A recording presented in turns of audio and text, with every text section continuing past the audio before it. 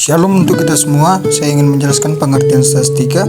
Pengertian statistika pada dasarnya, statistika ini menjadi bagian dari ilmu matematika yang secara khusus membahas tentang bagaimana cara-cara pengumpulan, analisis, sekaligus penafsiran data.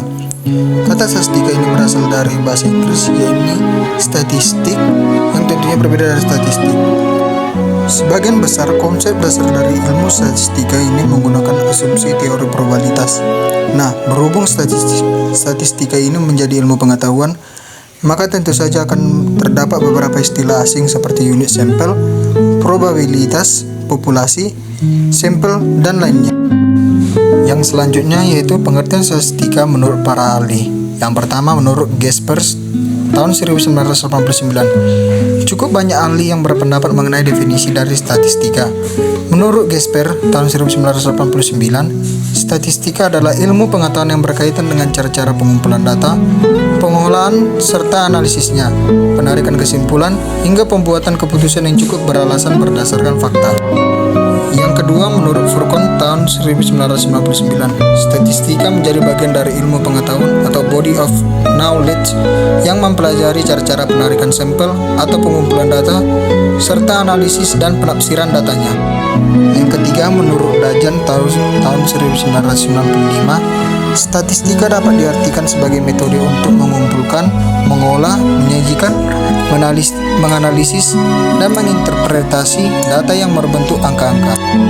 Yang keempat, menurut Somantri tahun 2006, Somantri turut berpendapat bahwa statistika adalah ilmu pengetahuan yang mempelajari tentang bagaimana cara mengumpulkan, mengolah, menganalisis, hingga menginterpretasi data supaya dapat disajikan secara sebaik-baiknya. Yang selanjutnya, awal mula statistika.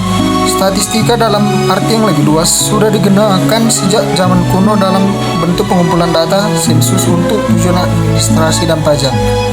Namun penggunaan metodologi statistika yang lebih formal baru berkembang di Eropa pada abad ke-17 dan 18.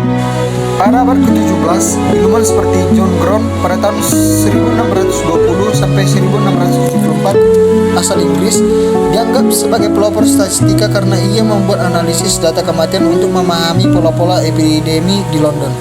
Bukunya yang berjudul Natural and Political Observation Mode upon the Bills of Mortality tahun 1662 adalah salah satu karya awal yang menggunakan data secara sistematis untuk menarik kesimpulan statistik. Yang kedua, perkembangan statistika pada abad ke-18 dan 19. Pada abad ke-18, matematikawan asal Swiss Jacob Bernoulli turut memberikan kontribusi besar dalam teori probabilitas yang menjadi dasar dari statistika modern. Karyanya yang terkenal, ARS Conjectendi tahun 1713, memperkenalkan konsep penting dalam probabilitas yang nantinya akan berperan penting dalam analisis data statistik.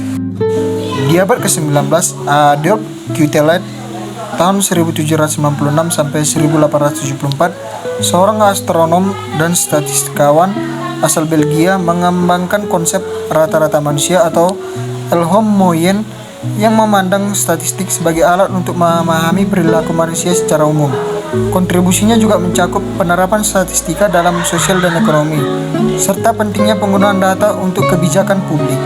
Selain itu, Francis Galton tahun 1822 sampai 1911, sepupu dari Charles Darwin, berperan dalam mengembangkan teori korelasi dan regresi. Ia memperkenalkan konsep regresi menuju rata-rata yang mendasari metode regresi dalam statistika. Karya Galton ini mempengaruhi banyak aspek dalam statistika dan genetika. Yang ketiga, statistika di abad ke-20. Pada awal abad statistika mengalami transformasi besar dengan kontribusi dari tokoh-tokoh seperti Carl Pearson tahun 1857 sampai 1936 dan Ronald A. Fisher tahun 1890 sampai 1962. Pearson memperkenalkan konsep koefisien korelasi dan mengembangkan analisis varians. Fisher yang dikenal sebagai bapak statistika modern mengembangkan berbagai metode statistik seperti uji hipotesis, analisis varians, dan metode estimasi maksimum likelihood. Kesimpulannya, statistika adalah alat penting untuk memahami informasi dan data secara objektif dan sistematis, membantu pengambilan keputusan yang lebih akurat dan berbasis bukti.